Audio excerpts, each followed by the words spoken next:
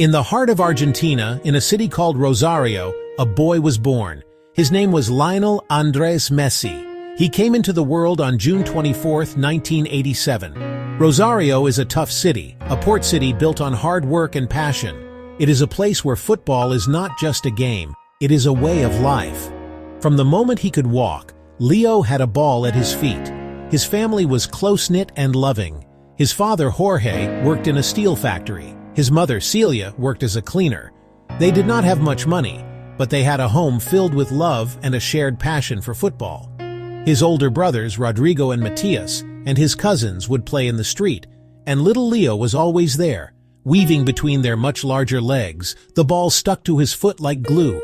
Even as a tiny child, something was different about him.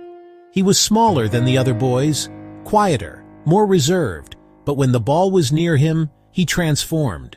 He played with a joy and a freedom that was mesmerizing to watch. When Leo was around 10 years old, his family noticed something was wrong. He was not growing like the other children. He was always the smallest kid on the team, the smallest in his class. At first, they thought he was just a late bloomer, that he would catch up eventually. His father, Jorge, took him to see doctors. After many tests and anxious waits, the family received the news. Leo was diagnosed with a growth hormone deficiency. The treatment was available, but it was incredibly expensive. It involved daily injections, a painful and frightening routine for a young boy.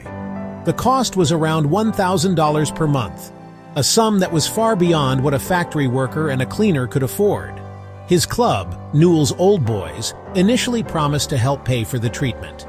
They saw the incredible talent they had, and they wanted to protect their investment.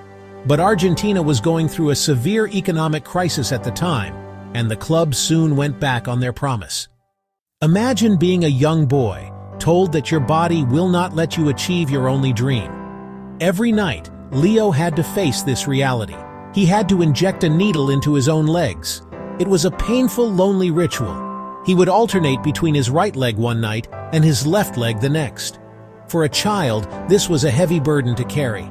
His parents' hearts broke watching him go through this. With all doors seemingly closed in Argentina, the Messi family had to make a decision that would change their lives forever. They had relatives in Catalonia, Spain. Jorge decided to take a huge risk. He would use their family connections to try and arrange a trial for Leo with one of the biggest clubs in the world, FC Barcelona. It was a long shot, a desperate gamble. They would have to leave their home, their friends, and part of their family behind. In September 2000, Jorge and his 13-year-old son Lionel boarded a plane to Barcelona. They left Celia, Rodrigo, and Matias back in Rosario, promising to return if things did not work out.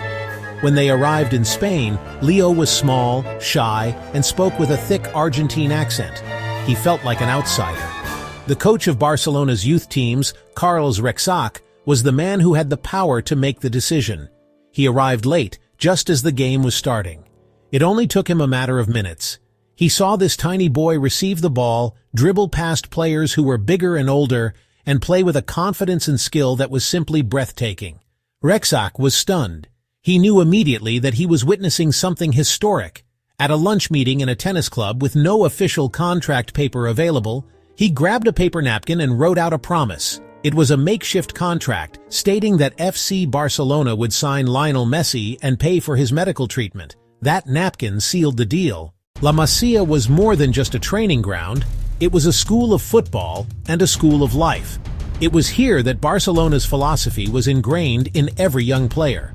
The focus was on technique, intelligence, and teamwork. The motto was tiki-taka, a style of play based on short passing and constant movement, keeping possession of the ball. For Leo, this style was a perfect fit for his natural abilities. His close control, his incredible dribbling, and his vision were exactly what the Barcelona way required. He absorbed the lessons of his coaches and added his own unique, unstoppable magic to the mix. He was learning to play as part of a system, but he always retained the individual brilliance that made him special. His progress through the youth ranks was astonishingly fast. He played for several different age group teams in a very short period, often playing against boys who were much older and bigger than him. It didn't matter. His talent was so immense that he dominated every level he played at. Coaches and staff at the academy would speak in hushed, excited tones about the little Argentine. He formed a special bond with other talented youngsters at the academy, players like Cesc Fabregas and Gerard Piqué. They were part of a legendary youth team known as the Baby Dream Team that won everything. The growth hormone treatment was working. Slowly but surely, Leo was growing taller and stronger. On October 16, 2004, the moment arrived. A 17-year-old Lionel Messi made his official first-team debut for FC Barcelona in a league match against Espanyol. He came on as a substitute, wearing the number 30 shirt. It was a brief appearance, but honestly, it was the start of an era. A few months later, on May 1, 2005, he scored his first official goal. It was a beautiful, delicate chip over the goalkeeper, assisted by none other than his mentor, Ronaldinho. The Camp Nou stadium erupted. The master had set up the apprentice, and a new star was born in the Catalan sky. In the early years of his career, Messi was a thrilling but sometimes fragile player. His explosive pace and incredible dribbling put immense strain on his young body. It was a frustrating time for him. The club brought in new fitness coaches and nutritionists to help him.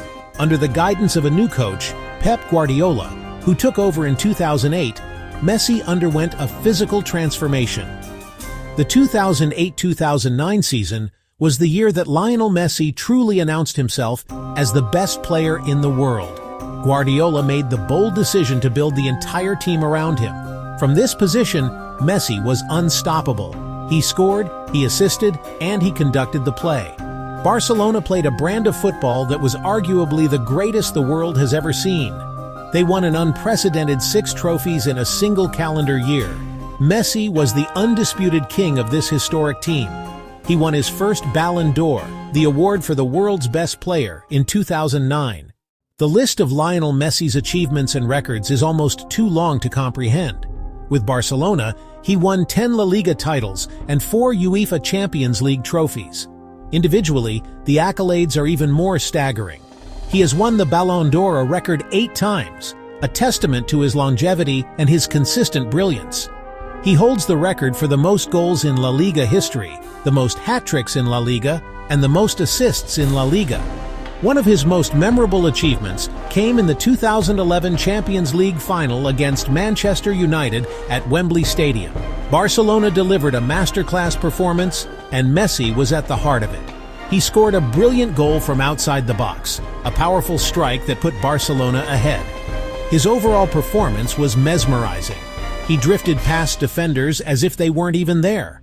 Sir Alex Ferguson, the legendary Manchester United manager, said after the game, "They're the best team we've ever played. No one has given us a hiding like that." Yet for every peak, there is a valley. Messi's career has not been an endless string of victories. There were painful Champions League exits, such as the dramatic comeback loss to Liverpool in 2019 that left deep scars. These moments of failure were difficult, but they also revealed his character. He always responded, not with words, but with his performances on the pitch. For all his incredible success with Barcelona, there was one dream that remained painfully out of reach: winning a major trophy with his beloved home country, Argentina. Wearing the blue and white stripes of the national team brought a different kind of pressure. He was carrying the hopes of an entire nation.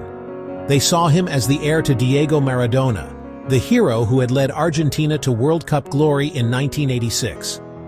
In 2014, Messi led Argentina to the World Cup final in Brazil. Argentina lost the final to Germany in extra time, a devastating 1-0 defeat. A photo of Messi staring blankly at the World Cup trophy as he walked past it became an iconic image of sporting heartbreak. The pain was visible on his face. The dream had been so close yet so far away. This was followed by more final defeats. Argentina lost the Copa América final in 2015 and again in 2016, both times on penalties to Chile. After the 2016 final, the emotional toll became too much. A distraught Messi, who had missed his penalty in the shootout, announced his retirement from international football. The news shocked the world and devastated Argentina. A national campaign began, with fans, politicians, and even the president of Argentina pleading with him to reconsider. After a period of reflection, Messi reversed his decision. He could not turn his back on his country. His love for Argentina was too strong. Then, in 2021, the breakthrough finally came. Messi led Argentina to victory in the Copa América, defeating Brazil in the final in their rivals' own Maracanã Stadium. The images of Messi on his knees, crying with joy and being thrown into the air by his ecstatic teammates were incredibly powerful. The weight of a nation had been lifted from his shoulders. He had finally brought a major trophy home for Argentina. The ultimate dream for any footballer is to win the World Cup. In 2022, at the age of 35, Lionel Messi arrived in Qatar for what he said would be his final attempt. He carried the momentum from the Copa América victory and the hopes of his nation. He played with a fire and a passion that was inspiring to watch. He guided Argentina to the final, where they would face the defending champions, France, in what would become one of the greatest football matches ever played. The final was a roller coaster of emotions. Messi scored twice, but France kept fighting back, forcing the game to a penalty shootout. This time, there would be no heartbreak. Argentina held their nerve, and when the final penalty was scored, the dream was realized. Lionel Messi was a World Cup champion. The image of him finally lifting that golden trophy is one of the most iconic in all of sports history. It was the crowning achievement of his unparalleled career, the final piece of the puzzle.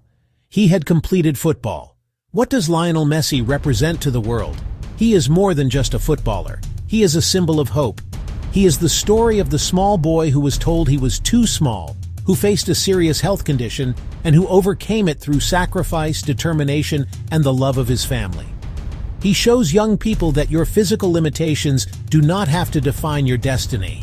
He proves that with talent, hard work, and a resilient spirit, you can overcome any obstacle.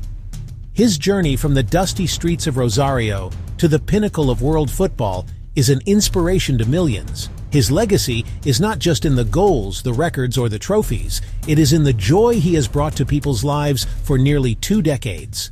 Lionel Messi is a reminder that dreams can come true, that the impossible is possible, and that true greatness is not just about winning, but about how you face defeat and never, ever give up.